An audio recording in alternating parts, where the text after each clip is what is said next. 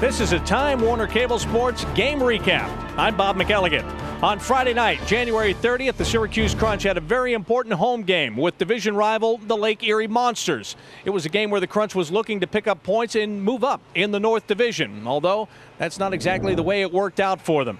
Take a look at some of the highlights from that game. In the first period, an early chance for the Lake Erie Monsters, but Crunch goaltender Dan LaCosta comes up with an early save.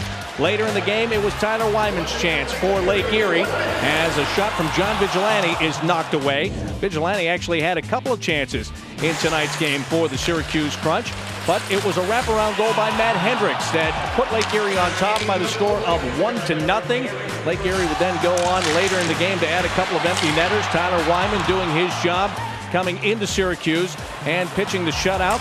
Dan LaCosta stopped goals the rest of the way, but as I said, a couple of empty netters is what made the difference late in the game. Tyler Wyman, more saves in the third period, keeping the Crunch off the board, and that's really the story of the night. A missed opportunity by Max Mayerov, and Lake Erie looked like they were in trouble as Mike York falls down on a breakaway opportunity. The Crunch loses this game at home by the final score of 3-0. Take a look at the stats from this game. And the Lake Erie Monsters, when it came to shots, outshot the Crunch 23-18. Crunch won the face-off battle. And when it came to the power play, nothing to report on that. Lake Erie 0 for 4, and the Crunch was 0 for 3. The Monsters had 5 power play shots in the game.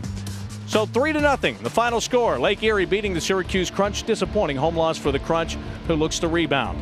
I'm Bob McElligott with the Time Warner Cable Game Recap.